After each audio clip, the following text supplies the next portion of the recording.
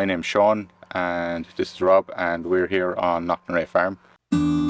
We're located 1 kilometre outside the village of Strandhill in the northwest of Ireland, and the farm is located just under the foothold of Knocknarea Mountain. We're farming 20 hectares at the minute, and the mixture of more a bit of hilly ground and then a lot of just kind of rolling grassland. At the minute we have 1 acre of market garden, and then we have other enterprises, our pastured poultry, that's 300 laying hens, and then we have 10 belted Galloway cattle at the minute.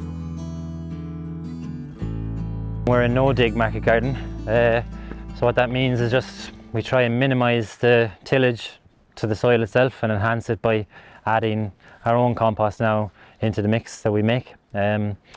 And we grow about 18 different crops at the moment. We started out with a lot of different crops and we're slowly pulling it back to maximise the efficiency here. So yeah, this is our propagation area here. This is where we start all the young plants. And we got heated tables on thermostats and hardening off bay on the side. And yeah, all the seed we bring in is organic seed, Irish if we can. And obviously organic compost is being used, and then in here more production space, so we keep it quite neat and tidy as we can. We minimize the weeding with no-till as well, so by not disturbing the soil too much you're not bringing up weed seed and you're enhancing the soil biology. So I'd say overall in the year we probably do maybe half a day's worth of weeding across the whole farm, across the whole market garden. So that's quite nice, because yeah, when you start spending time on weeding, you know you're going the wrong way and you need to work with your system a bit better. This is our farm shop. So this was originally an old just a cattle shed that we then kept some of the main features like the wall gable, and then we renovated it into a farm shop.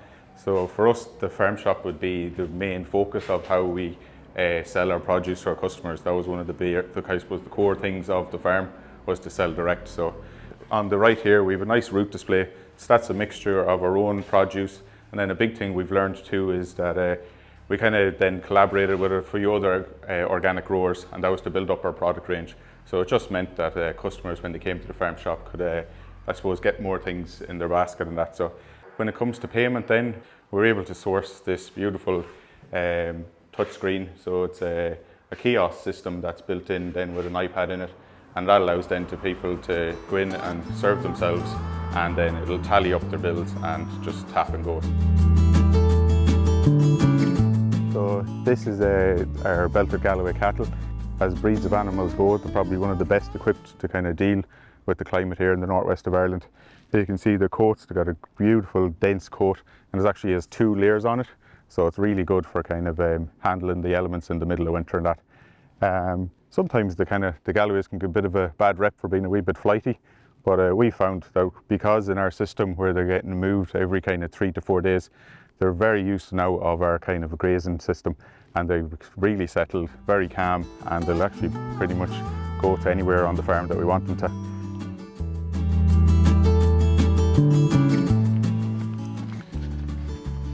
So just around here at the back of the workshop, we've set up our composting space.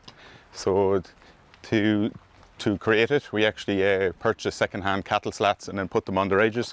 So it's a nice, firm, solid wall to work off. So essentially, yeah, the big thing on the farm is that we're closing the fertility loop. So during the winter, our hens are housed in one of the polytunnels, and then their bedding then is wood shavings.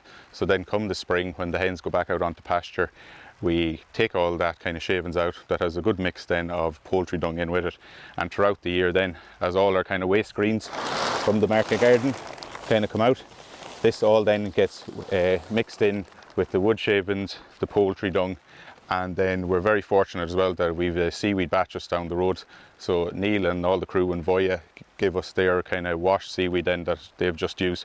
So that all together has created then for us a lovely, actually balanced compost mix. So we're fortunate actually now this year will be the first year that we're going to be self-sufficient with compost, which is one of the big goals of the farm. So just have a wee look at it here.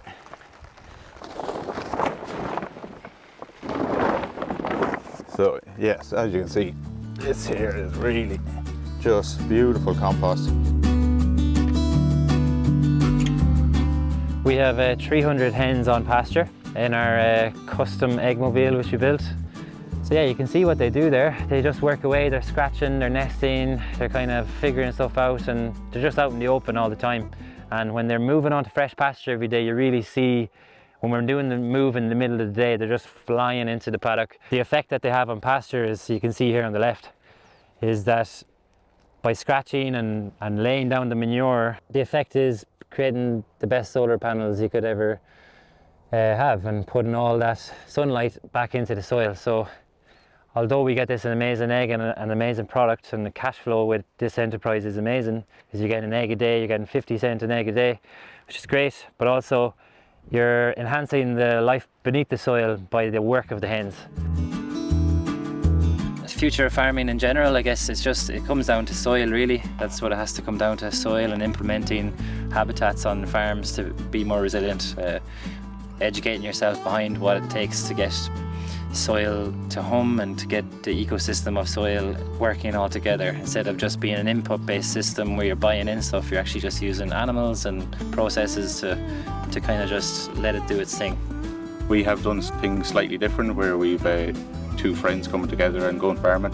So I think maybe going forward, that's a space here that you'd like to see a lot more people kind of give it a go, because yeah, for that work-life balance, kind of, at least then one of us can really get genuine time off, while the other person then is kind of on the farm and kind of keeping the whole show going. So yeah.